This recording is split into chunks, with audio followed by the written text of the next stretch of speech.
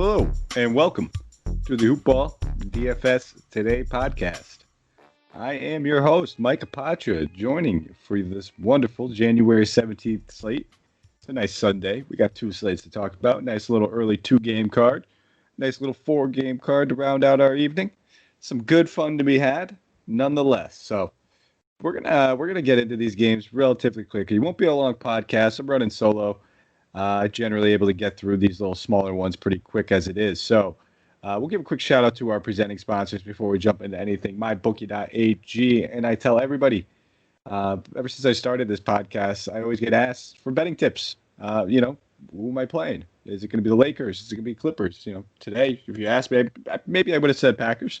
And I tell them it's not what you bet, it is where you bet that's more important. So I tell people to go check out my bookie, mostly because their reputation is rock solid. They have the best odds in the business, the best contests, and the best promotions.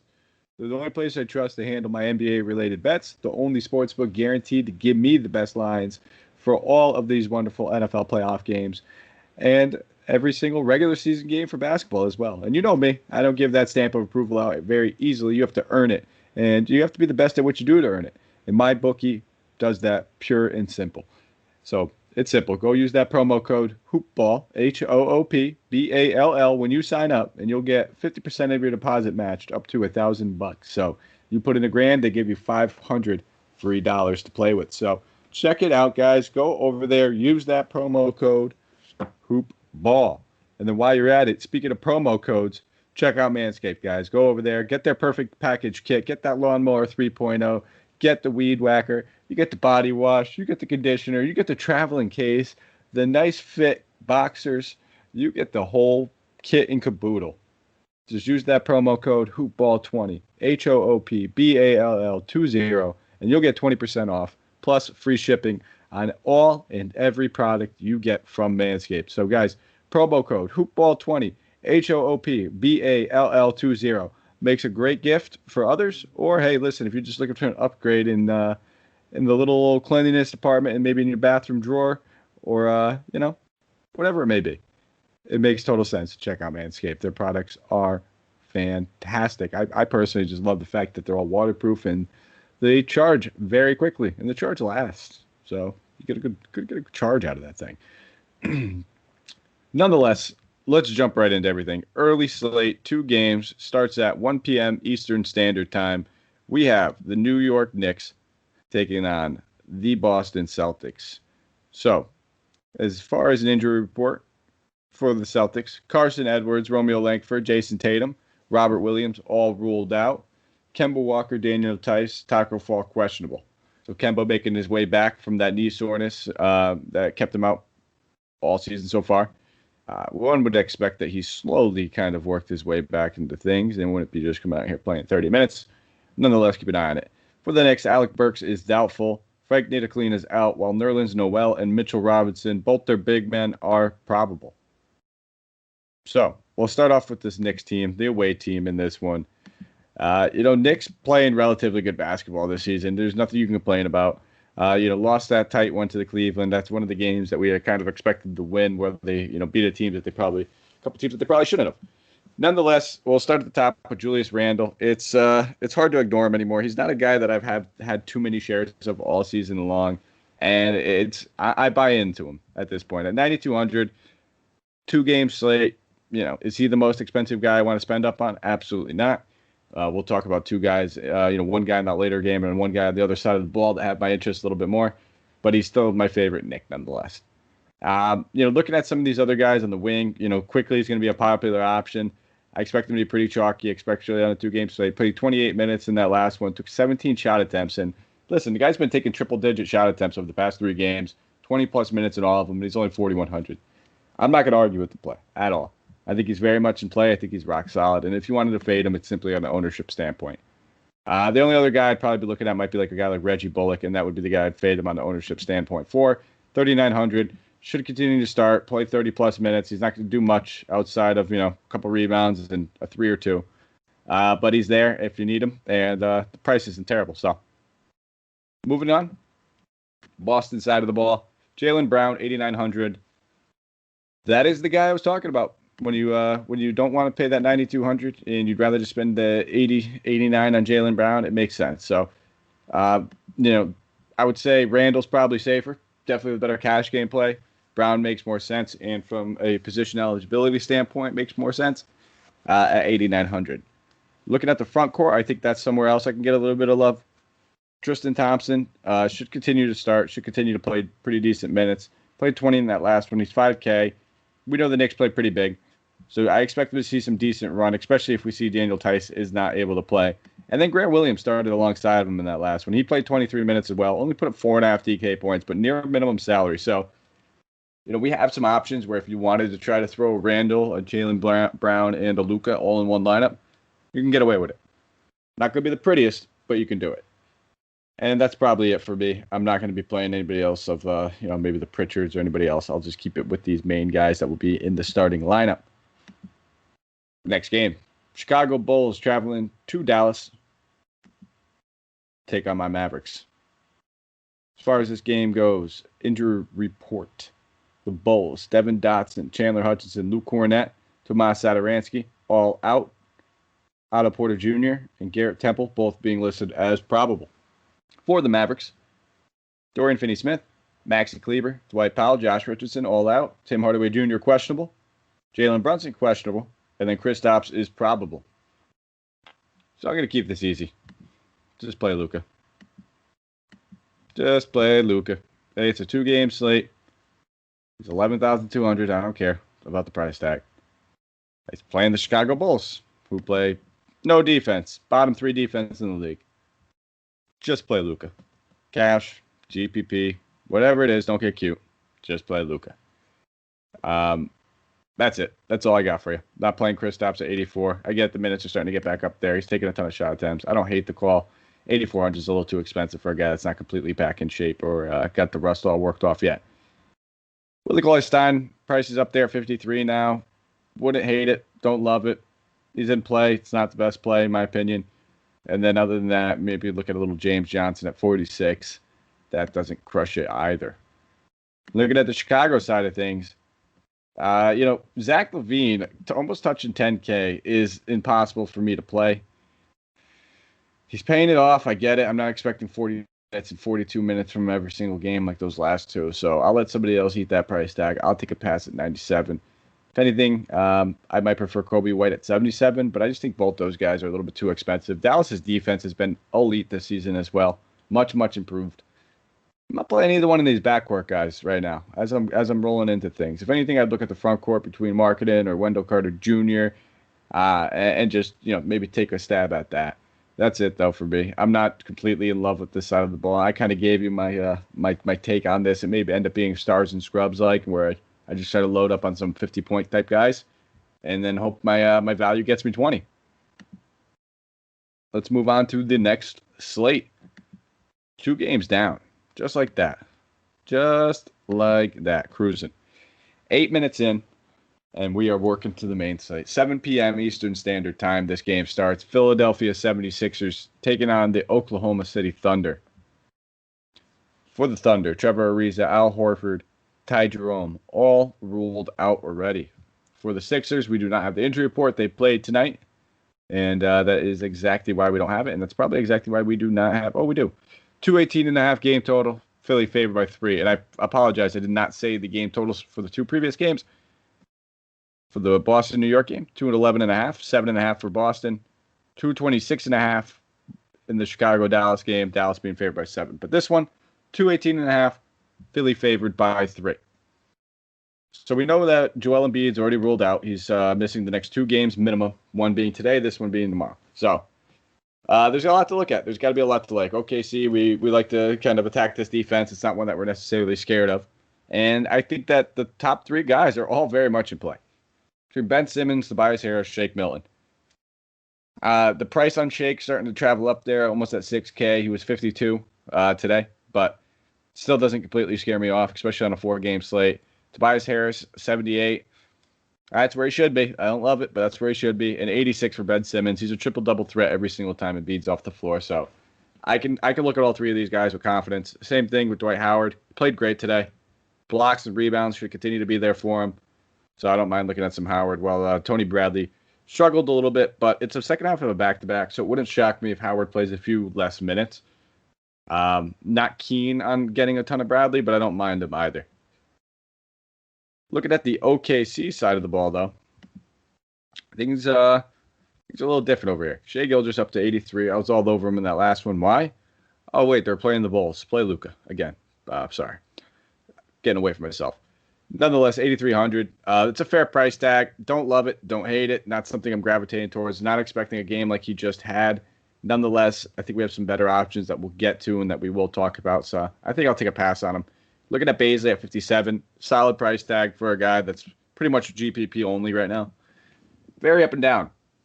Very, very up and down. So if you can get him on those 30 to 40 point nights, you're cashing in. But it's been a lot of 18, 20s, and too much to trust necessarily in these cash games. I'll be looking at the front court though.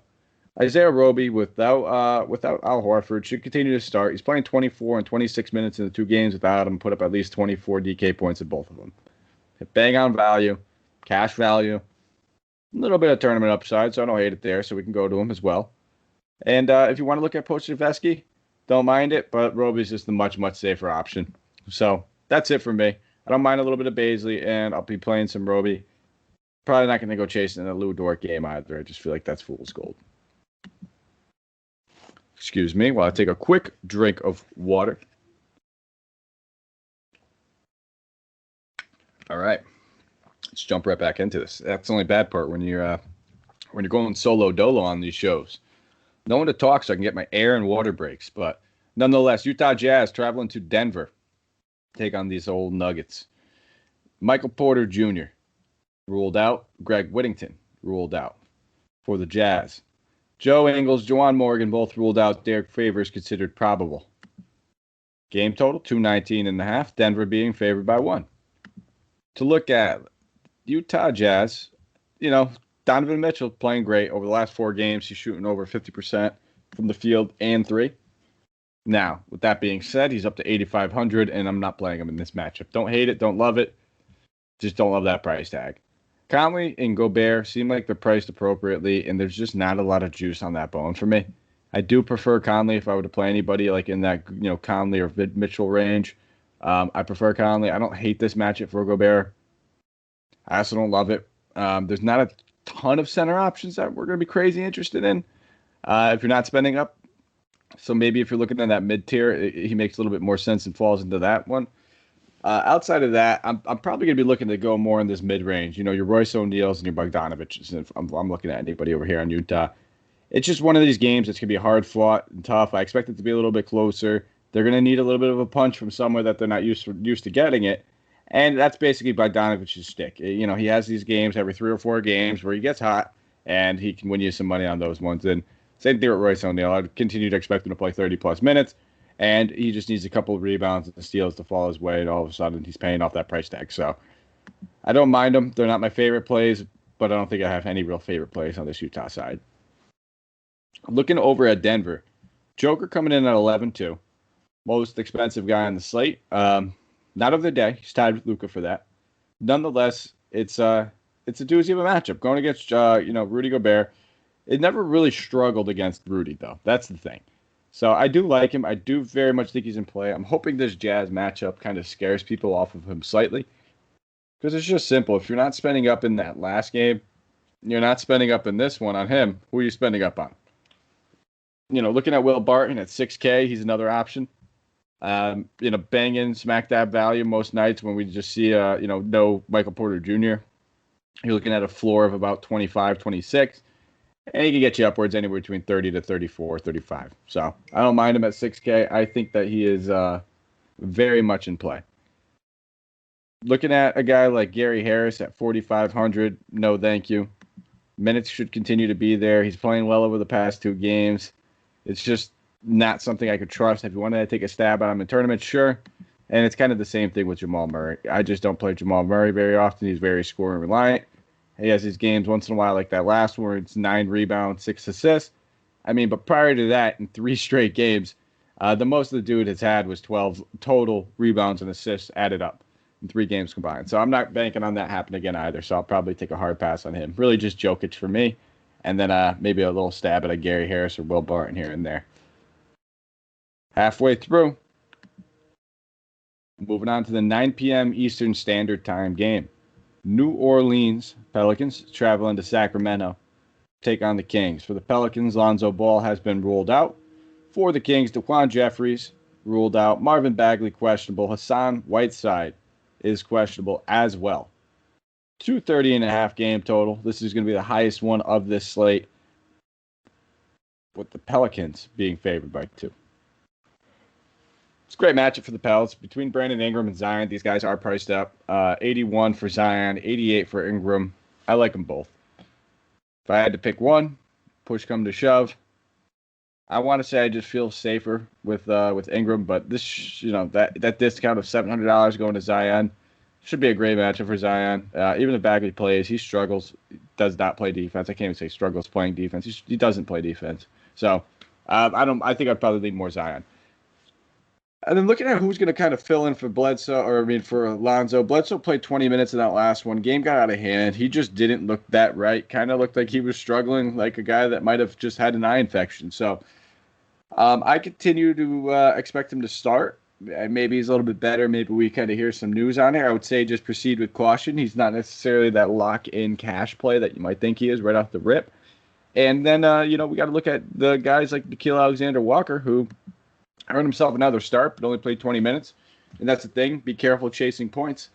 Just because he's starting does not mean he's going to play 35 or 34 minutes. I love shooting guards versus the Kings. You will hear me say this every single day that I'm on this earth. So I'm not going to say don't play him. I just don't think the minutes are necessarily going to be there. So I'll be looking at is Josh Hart, some J.J. Redick, some Bledsoe if he's okay, and, Zion. Again, don't mind Ingram. I mentioned a lot of people in this game. It's the highest game total of the slate. It's a great matchup for everybody at every single spot on the ball. So that's probably why I'm doing it. I didn't say Steven Adams, though, and watch he'll be the guy that drops 50. Next team, Sacramento. Take a look at him. De'Aaron Fox, 7,900. And, Fox has been pretty much returning that on a night-to-night basis. It's not anything that we necessarily can complain about. He does have the up-and-down games like that last one. It was a blowout. Throw that one out the window. Don't count it. 2 games prior, 49 and 43. It's definitely a much better matchup, especially with no Lonzo. He usually gets up for those matchups, though. Maybe Lonzo would have helped him because he has a little bit of an edge on that guy.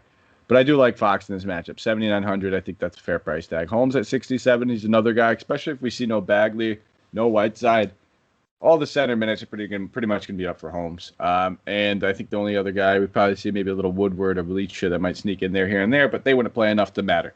So those 2 guys I think are very much in play. I do not play Harrison Barnes. Whether it's good or bad, I'll take it off the chin when it's good. Most nights, I'm pretty happy about making that decision.